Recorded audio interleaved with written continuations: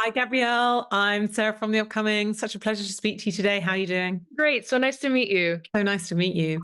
So, of course, diving into season two of Curses, Alex has returned, but something seems a bit off. What is this going to mean for the Vanderhoven family, and where can fans expect this season to take their adventures? Yeah, so season 1 we saved dad, but dad's not quite settled. Things aren't quite settled in the Vanderhoeven household.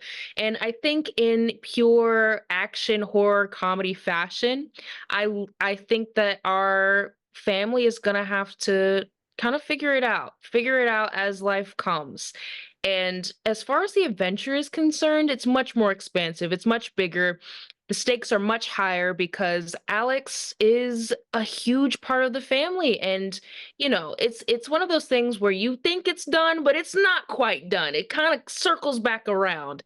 So that's something that I'm very excited for season 2, is to watch the family kind of pivot and problem solve in a different way. And what's it like voicing a character? I mean, I guess in some ways, you're more restricted than when you're doing, live action drama.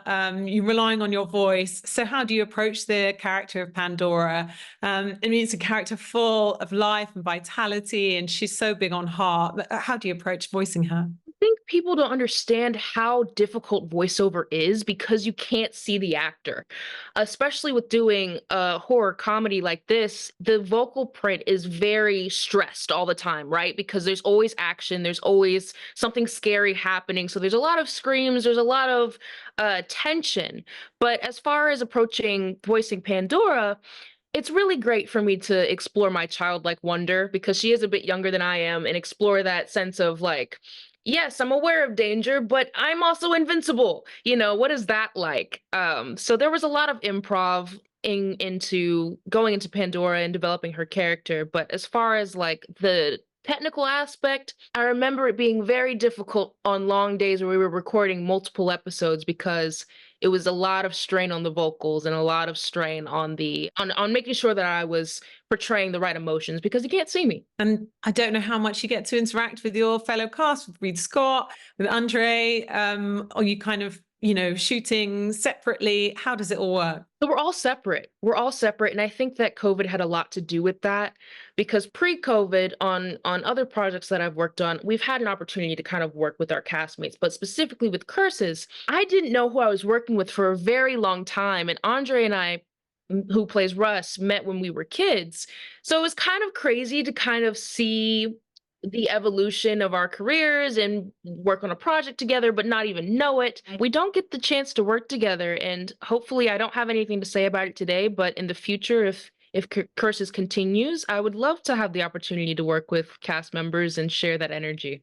Think one of the main things that's really caught people's imagination as well is the way it looks. It's such beautiful animation. It's got that kind of classic comic book feel to it, and it really balances these kind of spookier moments, with these really sort of heartfelt moments as well. And seeing how the family dynamic evolves through the seasons.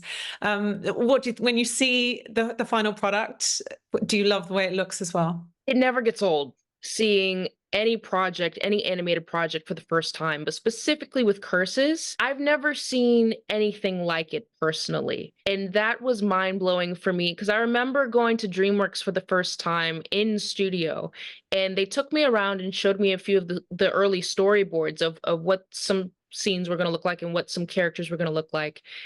And I was like, wow, this is incredible. It's just breathtaking, and it's fresh and it's new, and I think that's what captivates our audience, is just the beautiful artwork that our team was able to construct. And for someone so young, you've achieved so much already with all your Nickelodeon work, this series, your own clothing line, music. How do you balance all those things? Do you have a favorite thing that you love doing, or do you like the mix? Oh, I love the mix. I like keeping busy. I like dipping my hands into different things. I mean, of course, my clothing brand, the House of G&G, is a new endeavor for me, and sustainability and all of that good stuff. My heart always comes back to acting. It always comes back to acting in every form, whether it's voice acting or live action. That's always going to be my center. Amazing. Well, I'm out of time, unfortunately, but thank you so much for sharing all that with me. And I can't wait for everyone else to see the second season of Curses. Thanks so much.